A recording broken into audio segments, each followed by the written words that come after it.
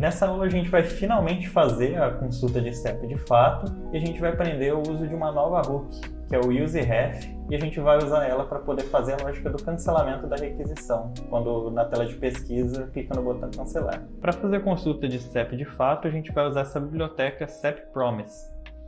Daí eu estou olhando aqui dentro do repositório NPM, que ela está colocada como pacote.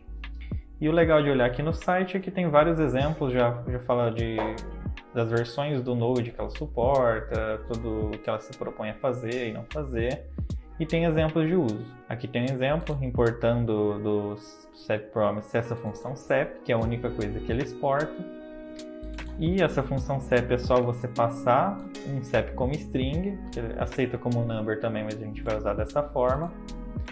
E o que ele te retorna é uma promise, e promises você pode usar o then para tratar o caso de sucesso, ou usar o catch para tratar os casos de erro. Aqui tem exemplos dos dois casos. E o resultado mostra aqui mesmo na documentação. Vai ser um objeto que tem a chave CEP, e na chave CEP vai estar o valor do CEP que você pesquisou, state com o valor do estado, city com o valor da cidade, street com o valor da rua e neighborhood com o valor do bairro. Para poder usar, a gente vai usar o comando npm install CEP-promise, que já tem o exemplo na documentação.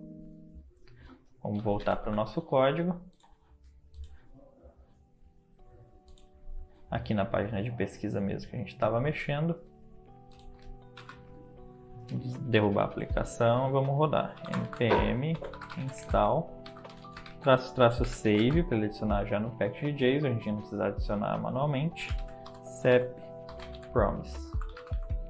Terminou de baixar, então agora é só usar. Vamos fazer um import CEP from CEP-promise. Isso aqui é o que a biblioteca recomenda nas instruções. Só que como esse CEP aqui é fácil de confundir, a gente já tem um CEP number, fica meio ambíguo exatamente se é o número do CEP, se são os dados do CEP. Vamos trocar o nome para consultar CEP. E aí fica mais claro que é uma função que espera o valor do CEP e vai retornar alguma coisa que corresponde a um resultado de consulta. A gente pode dar qualquer nome que quiser diretamente, porque como é um export default, a gente não está usando com essas chaves, ele não está associado a nenhum nome, como seria um export named. Então a gente pode dar o nome que a gente quiser aqui. A documentação dele recomenda um nome, mas não tem problema usar outro se for ajudar a deixar mais claro. Então onde que a gente vai usar? Na hora que a pessoa clicar no consultar.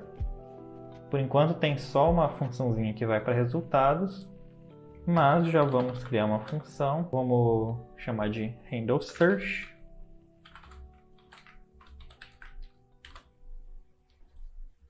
Aqui dentro do handle search a gente vai usar o consultar CEP. O CEP que a gente vai passar é o que está armazenado na variável CEP number. Lembrando que se você colocou a máscara, agora é a hora de tirar a máscara. Então, por exemplo, se tem o tracinho, ponto, qualquer coisa que você acrescentou, dá para usar esse replace aqui, removendo todos os caracteres não numéricos antes de chamar o consulta CEP. Mas se você não fez aquele desafiozinho e agora está só os caracteres numéricos mesmo, sem máscara, dá para usar direto no consulta CEP. Chamando consulta CEP, o resultado da chamada dessa função vai ser uma promessa. Então dá para você encadear, chamar .then e aqui chamar um handle success. Vamos deixar na próxima linha, só para ficar mais organizado. E usar o catch, uma função handle error, para caso aconteça algum erro. Você pode implementar essas funções de forma separada, ou você pode implementar essas funções dentro mesmo aqui do then, da mesma maneira que acontecia nas props, né? Aqui o onClick eu resolvi, como era uma operação bem curta, implementar dentro da própria parte que passa o valor para o onClick. Já nesse onClick, eu preferi chamar uma função de clear e implementá-la de forma separada. Aqui no caso é o mesmo tamanho, só ficou duas variações. Mas quando é uma função muito grande, já pesa mais a decisão a favor de criar uma função separada, para não ficar poluindo demais a árvore de elementos. Então vamos criar aqui uma função handleSussex. A gente poderia até criar a função aqui dentro aninhada, mas vamos criar fora para evitar um aninhamento. Até porque não vai ter nada que só existe dentro do handleSearch que obrigue a colocar a função lá dentro, né? Vamos deixar no handleSuccess. E a função handleError.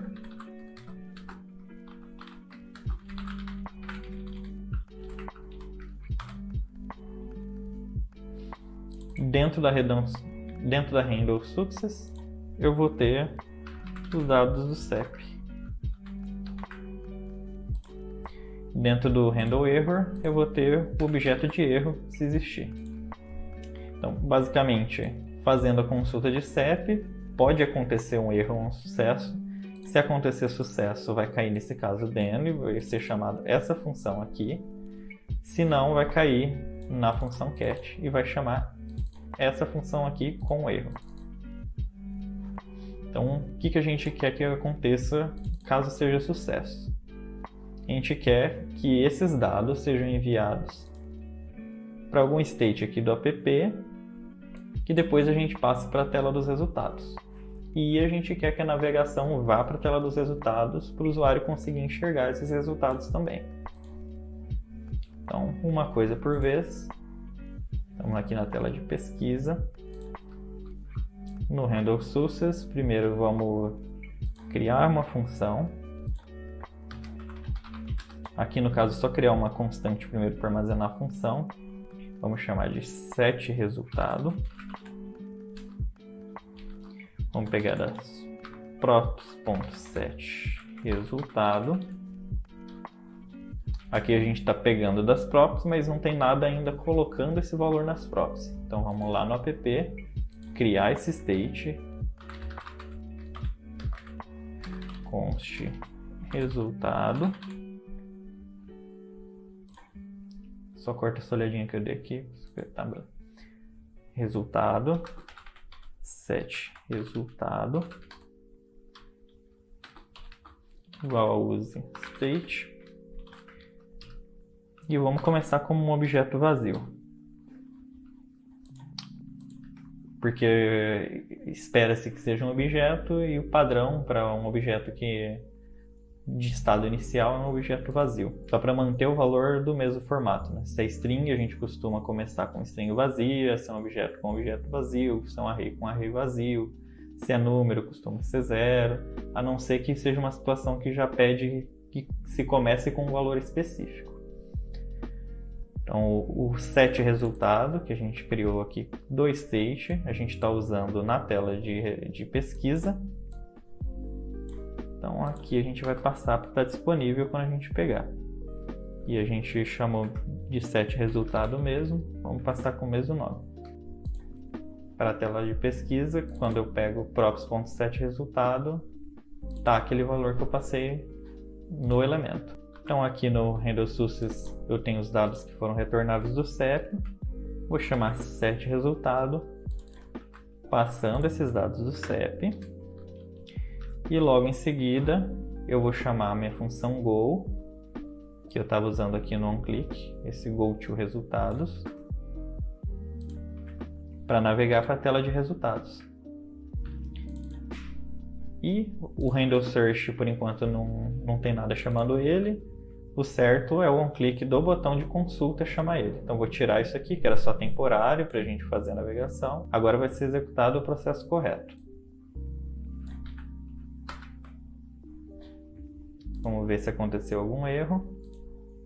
Deu esse erro aqui, que não foi possível conectar, mas é porque a gente derrubou o nosso front-end mesmo, quando a gente foi instalar a biblioteca nova. Então a gente tem que subir de novo, dar um npm start.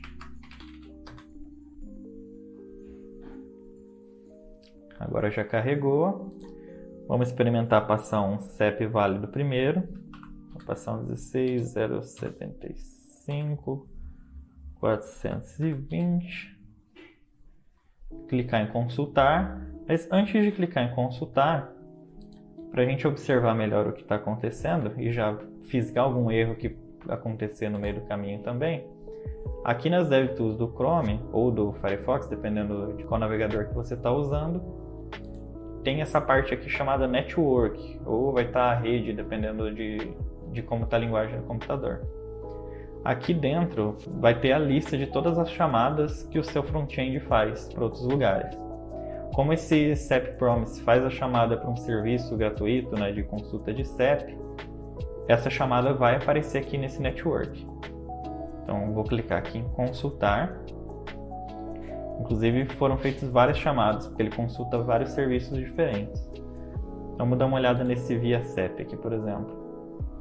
Aqui tem todos os dados da chamada HTTP. Então tem uma requisição HTTP que é feita ao servidor e tem a resposta. Aqui nas DevTools não é mostrado de uma maneira muito intuitiva, fica meio misturado o que foi da requisição e o que foi da resposta. E geralmente essa parte de protocolo HTTP é mais trabalhada quando a gente vai ver o back-end. Aqui, como o foco é mais o front, eu acho que é interessante só olhar e aprender a reconhecer pelo menos se voltou a resposta com sucesso ou com erro. Mas para entender melhor é algo que é melhor abordado num curso que aborde o back-end também. Mas o importante aqui é que você vê que teve a resposta com CEP, logradouro, complemento, tudo certinho. E a resposta deu 200, que é um sinal de OK. Então todas as requisições foram feitas com sucesso. Então o que se espera é que tenha caído no DEN. Aqui do que a gente passou. Dentro do DEN do que a gente passou foi Handle Success. Então chegou os dados aqui, passou pelos 7 resultados, go to resultados. E é isso que a gente observa na tela mesmo. Aqui apareceu resultados para o CEP, 16.075.420. Aqui está Rua São Paulo só, mas na verdade, se eu olhar aqui no app, eu ainda não estou passando o result para essa tela. Esse valor aqui ainda está fixo. Mas pelo menos a gente já viu que está navegando e a requisição foi feita com sucesso. Vamos pegar aqui esse resultado então e pedir para mostrar ele, em vez de fixo aqui Rua São Paulo.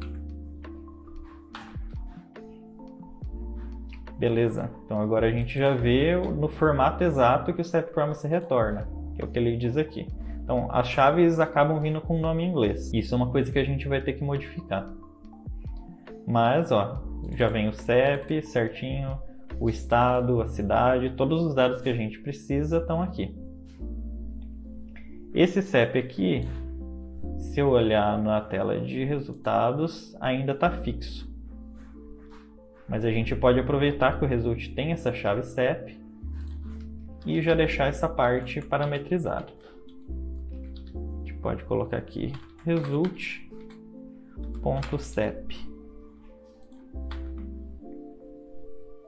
E se você quiser, pode fazer a aplicação da máscara, igual era do desafio da aula passada.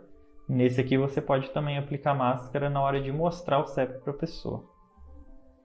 Vamos voltar aqui para a tela de pesquisa. A gente pegou o resultado bruto que veio no sucesso, esse dado CEP, e passou direto para o resultado. E por isso que veio as chaves no padrão em inglês, que é o normal desse serviço CEP Promise. Mas como a gente quer deixar em português, a gente vai fazer essa adaptação logo antes. Então a gente pode chamar de resultado. Vamos criar o objeto no próprio local. A gente vai ter a chave CEP. O CEP na verdade não vai precisar porque a gente já vai mostrar em cima, né? A gente já está usando, o CEP já está ok. A gente pode ter estado, 2 pontos, e é o dado CEP.state. A gente pode ter cidade, que vai estar no dado CEP.city.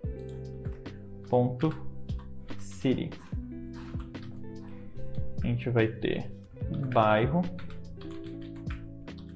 que vai estar no dado CEP.city. .neighborhood. A gente vai ter rua, que vai estar no dado CEP.street. O serviço não precisa mostrar, isso aqui é mais para uso interno, porque o ViaCep consulta vários serviços diferentes de dados de CEP e ele retorna o primeiro que retornou com sucesso e ele te apresenta os dados do primeiro que ele retornou com sucesso e são praticamente esses os dados que ele fornece e que a gente vai usar. Vou salvar, vou passar esse resultado para o set resultados, né? Em vez de agora passar direto os dados CEP, salvei. Atualizei a aplicação. Vamos começar de novo a digitar o CEP. Vou usar o mesmo CEP, 16.075.420. Consultei. Agora ele mostra com sucesso os resultados. Tem o estado de São Paulo, cidade Araçatuba, bairro Roseli, Rua Regina. A gente pode chamar de logradouro, né, para ficar mais genérico e não ficar redundante chamando de rua duas vezes.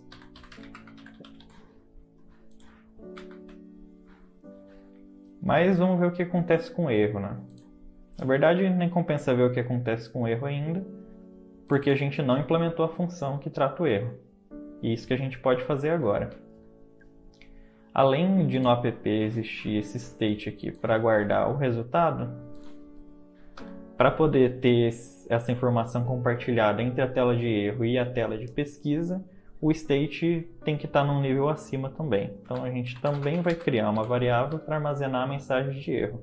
A gente pode chamar de error message. Então vai ter o error message e o set error message para alterar essa mensagem.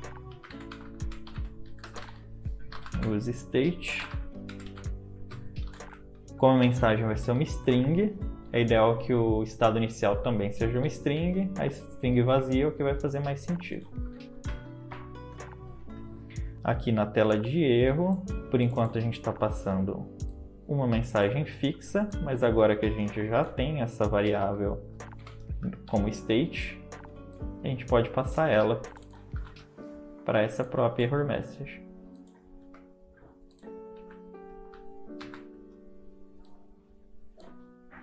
Se a gente olhar aqui na tela de erro, ele está pegando do props.errorMessage. Aqui no app a gente está passando na chave errorMessage mesmo. Parece que está tudo pronto para funcionar na parte do app e na parte do erro. Agora só vai faltar na parte da pesquisa. Esse aqui é o objeto de erro. Para eu extrair a mensagem, vou chamar de errorMessage também aqui a constante para armazenar. Eu vou pegar esse objeto .message. E nessa chave message dos objetos de erro é onde vem a mensagem. Tendo essa mensagem à mão, eu vou chamar o set error message com essa mensagem de erro. E da onde esse set error message vem? Lembra que eu criei lá no app e eu ainda não passei para ele aqui. Vou navegar para erro para mostrar a tela de erro. Eu posso vir para pesquisa e depois do handle error fazer um go to erro caso aconteça algum erro. Vou atualizar aqui minha aplicação, garantir que eu salvei a página. Vamos tentar um CEP que não existe agora. Então 99 99999. Então já deu a mensagem de erro aqui. CEP deve conter exatamente 8 caracteres. Como eu não usei exatamente 8 caracteres, deu esse erro. Então acabou dando certo o tratamento de erro. Esse erro apareceu como objeto aqui. A mensagem dele vem no erro.message. Armazenei na constante message. Chamou o set error message com esse valor. E essa era a mensagem que apareceu aqui. Ele navegou para a tela de erro e chegando na tela de erro, essa mensagem chegou aqui. Vamos começar de novo. Agora vamos colocar 8 caracteres mesmo. 1, 2, 3, 4, 5, 6, 7, 8. Cliquei em consultar. Vou usar 8 caracteres, vou até usar o CEP tudo com 8. Vamos usar 88888888. Vamos consultar. Apareceu erro na consulta. Todos os serviços de CEP retornaram erro. Então, o tratamento de sucesso está ok, o tratamento de erro ok. A única coisa que está faltando ainda é a tela de carregamento dessa lógica principal. Depois ainda tem uns detalhes para a gente cuidar. Aqui, quando a gente começa a fazer a consulta, já é para estar na tela carregando. Então, a gente pode dar um Go to carregando.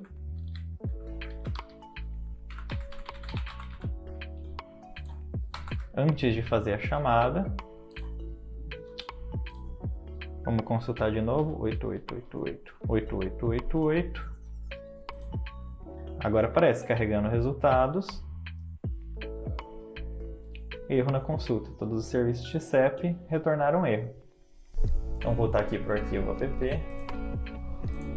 E vamos fazer alguns testes adicionais para ver o que está faltando ainda na aplicação.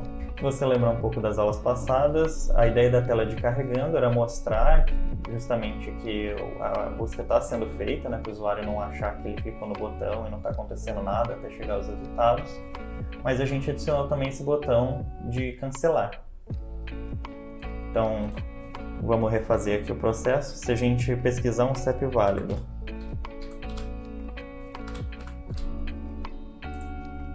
ele aparece o resultado. Clicando em nova consulta, ele já está voltando para a tela de pesquisa. Se eu pesquiso um CEP inválido, ele aparece o erro. Eu clicando no voltar, ele volta para a tela de pesquisa. Mas se eu for bem rápido e clicar enquanto está sendo carregado, cancelar, apareceu aqui a tela de erro na consulta. Então não está cancelando de verdade. Esse é o ponto que falta para a nossa aplicação funcionar do jeito que a gente pretendia. Então vamos lá implementar essa última parte. Voltando aqui para a tela do app, a gente tem esses 3 use states que estão sendo usados em mais de uma tela, né, com informações compartilhadas. Agora, para poder cancelar, a gente vai precisar de alguma variável para armazenar um número que indique qual que é a requisição que está sendo feita no momento, né? Então, um identificador da última requisição. E na hora de tratar o sucesso ou erro da requisição, eu vou verificar se o ID da requisição que está correndo no momento é a última requisição que foi feita mesmo, né? É o último ID. E a partir disso eu vou decidir não executar ou executar a operação.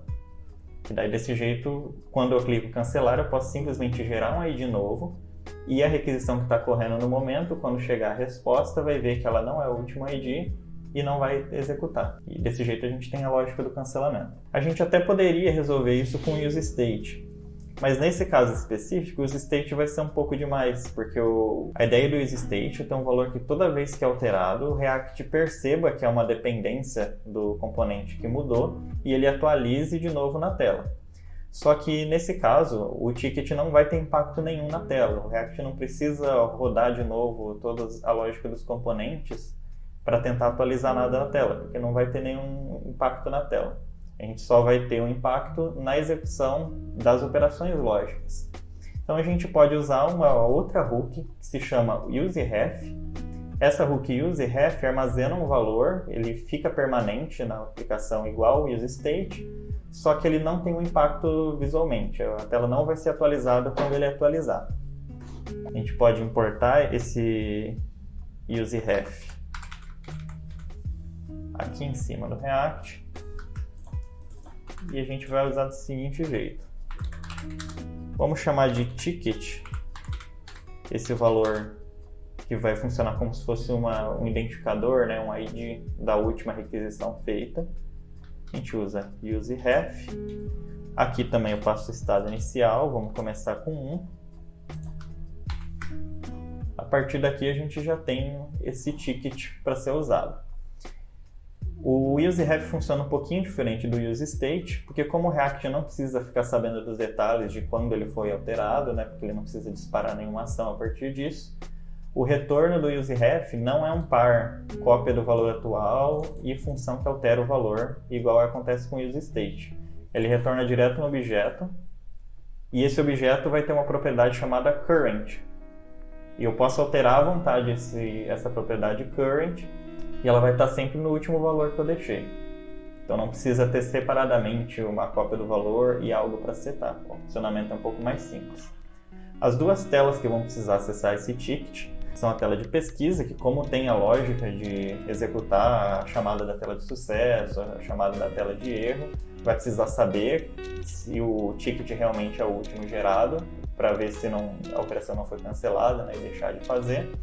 E a tela de carregando. O botão precisa ser capaz de executar o cancelamento.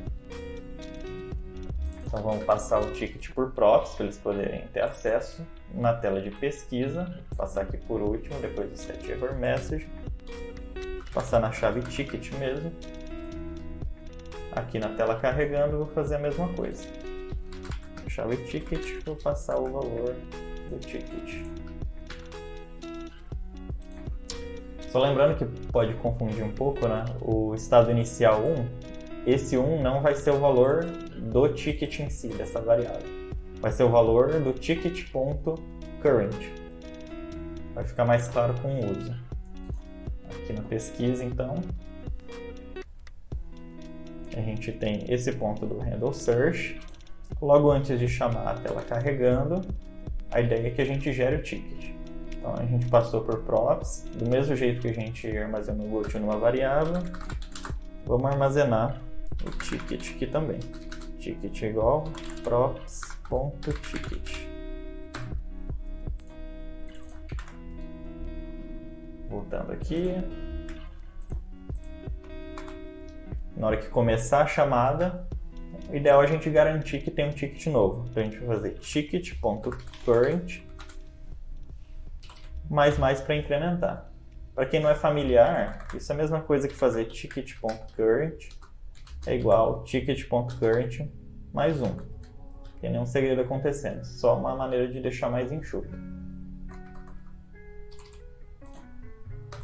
Incrementamos o current e vamos armazenar esse valor que a gente acabou de colocar no current, para a gente ter de referência na hora de tratar sucesso e erro. Então vamos chamar de current ticket igual ticket.current. Porque esse ticket.current pode mudar quando é feito um cancelamento, por exemplo. Então, armazenando nessa variável, a gente vai conseguir comparar o que estava nesse ponto e qual que é o valor que vai estar no ponto em que as funções de sucesso e erro for chamada. A partir daqui, a gente já consegue fazer essa comparação. Vamos modificar o then, agora não vai ser tão simples, em vez de usar direto o handle success, a gente vai precisar acrescentar uma lógica pequena aqui dentro. Então vamos criar uma função lambda aqui. O then recebe o result. E agora a gente vai passar manualmente para o handle success. Isso é o que estava acontecendo implicitamente já, mas agora a gente vai ter que deixar explícito para adicionar lógicas adicionais. Com erro a mesma coisa. Vai receber o erro e passar para a função handle error. Então, por enquanto, aqui nenhuma lógica foi alterada. Mas agora a gente consegue fazer uma checagem antes para só executar o handle success e o handle error se essa é a última requisição que foi feita. Então a gente pode comparar o current ticket, ver se ele é igual ao ticket.current. O ticket.current vai estar com o valor mais atualizado. O current ticket, como a gente criou uma cópia, vai estar com o mesmo valor de quando essa requisição foi criada. Então, se tiver igual, quer dizer que nenhuma nova foi criada e não houve nenhum cancelamento. Se eles estiverem diferentes, eu não vou executar a função de sucesso, porque ela não deve ser executada. Então, depois da comparação, eu uso esse operador E do JavaScript, que ele só vai executar a segunda parte se a primeira for verdadeira. Eu vou fazer a mesma coisa com a função de erro, porque eu também não quero que ele chame a tela de erro se é uma requisição que já foi cancelada. Vou checar se o current ticket é igual ao ticket.current. E perceba aqui que é bem importante que essa validação seja feita dentro de um lambda. que vai ser executado só quando vier o then, o catch, né? Só quando acontecer o sucesso ou erro. Porque se essa validação for feita antes, fora de um lambda, vai acontecer aquele mesmo problema que a gente teve no alert, chamando ele direto dentro do onClick, em vez de colocar dentro de um lambda.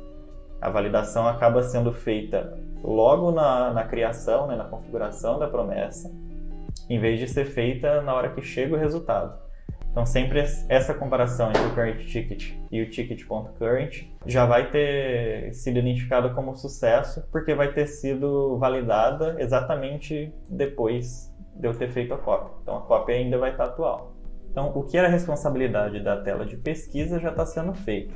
Ela garante que está sendo criado um ticket novo para garantir o cancelamento de qualquer outra requisição que esteja sendo feita no momento. Cria uma cópia do current ticket para poder depois fazer a comparação com o ticket mais atual e ver se realmente é a última requisição, para chamar a mensagem de erro ou sucesso só quando realmente for a última requisição. O que falta agora é tornar a tela de carregando capaz de cancelar essa requisição. Então vamos na tela de carregando. Eu já passei no app o ticket como props. Então é só eu acessar, do mesmo jeito que eu estou acessando o GoTo também na tela de carregando. Deixar ticket igual a props.ticket. Como a gente vai adicionar um pouco mais de lógica nesse onClick, não compensa mais fazer a implementação aqui direto como uma função lambda. Vamos deixar function handle cancel, lidar com cancelamento. Vamos deixar esse GoTo pesquisa, que ainda tem que acontecer aqui dentro, reservar o espaço para a funcionalidade nova. Vamos substituir esse lambda pela função que a gente acabou de criar. E aqui dentro, para cancelar, é só fazer um ticket.current mais. Só de incrementar o valor do ticket atual, já não vai passar naquela validação da tela de pesquisa e ele não vai executar o fim da lógica, não vai chamar o handle success e o handle erro, efetivamente cancelando a requisição. E aqui a gente consegue fazer o teste para ver se realmente o cancelamento está sendo executado mesmo.